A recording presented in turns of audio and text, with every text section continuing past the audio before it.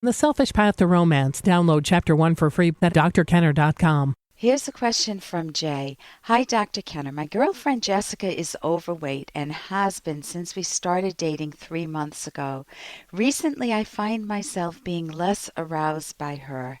Is there anything I can do to encourage her to lose weight and lead a healthier lifestyle? Or do I just have to learn to live with it or let her go? Jay. So, Jay, here's the problem. Weight is a really, really tricky issue. People overeat for a multitude of reasons. People overeat because maybe it's stress management. Maybe there are family dynamics from childhood. Eat, eat, eat. If you love me, you'll eat, eat. There are people starving wherever in the world you want. Eat, eat. Or it could be just to avoid sex. Maybe they don't like sex with the partner and they eat to make themselves less attractive. So there are all sorts of reasons that people remain overweight. And of course, once you've built it into a habit, you're eating all the potato chips, you're eating the chocolate cake, you're eating the spaghetti, pasta, and it's really hard to break a habit. So, I'm not saying it's easy for Jessica to lose weight, and she may not even want to. The question, I have multiple questions for you, because your question is, what do I do? Do I learn to live with it or do I let her go? And one of the questions is, when you first started dating 3 months ago, were you attracted to her sexually? And if so, what's changed? Has she put on more weight? Or have you seen a lot of skinny people around and just wish she would lose weight? Have you seen her naked and said, oh my God, I didn't realize this is what it looked like? What is going on? Is there anything else that's going on in the relationship? Maybe you're saying it's weight, but maybe there are other things that are just not working. It's very hard for couples to communicate about sex. Even in this very open climate about sex, it's hard for people to say, this is what I like, this is what I don't like. Will you try this a little differently? Or I really don't like it when you do that. Can we never do that again? It's hard for couples to figure out a couple's style of sexuality. And if that's the issue, you can talk with one another. If you're dealing with the weight itself, let me get right to that. Romance just doesn't work if you're physically turned off by your partner. You can't put what do you call it? They say a paper bag over the head while you're making love. But in this case, if you're not liking her physique, you can't put a big covering over her while you make love and fake that it's somebody else. So weight can be a relationship breaker. So it really is, how do you address this issue? When my husband and I were first married, I wanted to be a housewife. I mean, I worked too. But I loved the idea of setting up a home and cooking gourmet foods with lots of butter, lots of pasta, lots of yummy, delicious chocolate cakes and all sorts of cookies, and he's going to want them now. And guess what happened within the first year? Within the first year, my husband gained 20 pounds. 20 pounds is quite a hunk of weight to put on. And if I looked in the mirror myself, I had put on some weight. Now, I don't tend to be overweight, but even with all that cooking, I put on what was the most I've ever weighed. If I told you, you'd say, oh, come on, Ellen, get over it. But we looked at one another and we both agreed that we were not as sexually attracted to one another. We had the conversation. I didn't have a microphone. We weren't recording it back then, and obviously people don't record these conversations.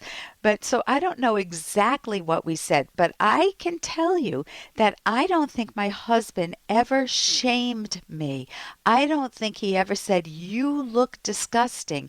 I think he might have said, you're a little less attractive that way. And I might have said the same thing to him, when he's got the rolls on the belly, which, by the way, he doesn't have now. Fast forward many years.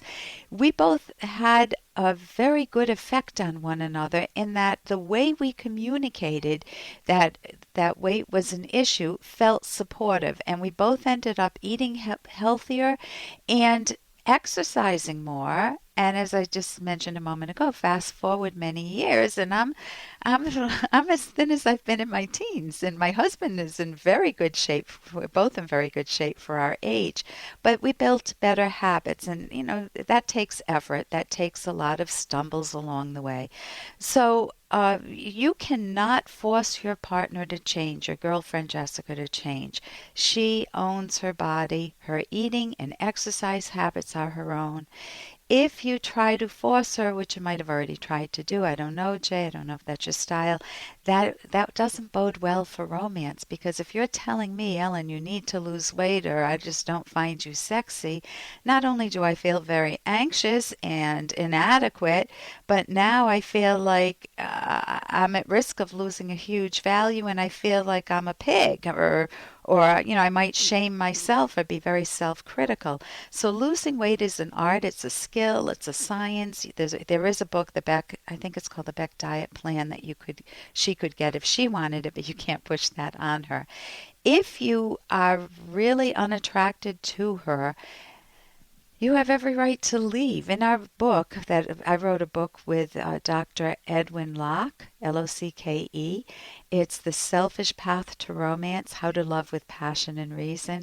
And we talk about appearance and health and fitness. And of course, the word selfish there doesn't mean the mean, rotten way to romance. It means the self-nurturing, self-valuing, self-respecting, self-esteem way to romance. Both partners win, and you cherish each other. So our book, if you're interested in that at all, we have how to make yourself lovable, and how to find the right partner, and how to keep romance going over a period of time. And we talk about sexuality. That's The Selfish Path to Romance. You can get it at Amazon.com or selfishromance.com. We have a website set up just for that. And that's what I can say about weight. I am very happy that I go to the gym now. In fact, that was one of my gifts. I don't know if it was for my 50th. It's for my 50th or 55th birthday. Every year I give myself a gift. This year it's to clean the house, so you can hold me to that. But a few years ago I gave myself a birthday gift of getting fit, going to the gym more regularly. And I had some starts and stumbles. I didn't go all the time, but man, I built it into a habit over time, and I do go weekly. I go at least once or twice a week. I'm very happy for that. And you can make those changes in your life. Think of a gift you'd like to give yourself, and you don't have to wait for your birthday. For more Dr. Kenner podcast, go to drkenner.com and please listen to this ad. Here's an excerpt from The Selfish Path to Romance, the Serious Romance Guidebook by clinical psychologist Dr. Ellen Kenner and Dr. Edwin Locke, who's world famous for his theories in goal setting. It is very effective to try to resolve disagreements non-aggressively. However, there is an exception to this method. If your partner has committed a real moral betrayal, such as adultery, physically hurting you, or stealing money from you, it is fully understandable to show genuine moral outrage and not worry about a constructive discussion initially, assuming you know all the relevant facts. However, it's still more self-respecting and productive to take some time alone to think before engaging in any discussion with your partner. This will give you time to consider if you want this relationship at all. You can download Chapter 1 for free by going to drkenner.com, and you can buy The Selfish Path to Romance at Amazon.com.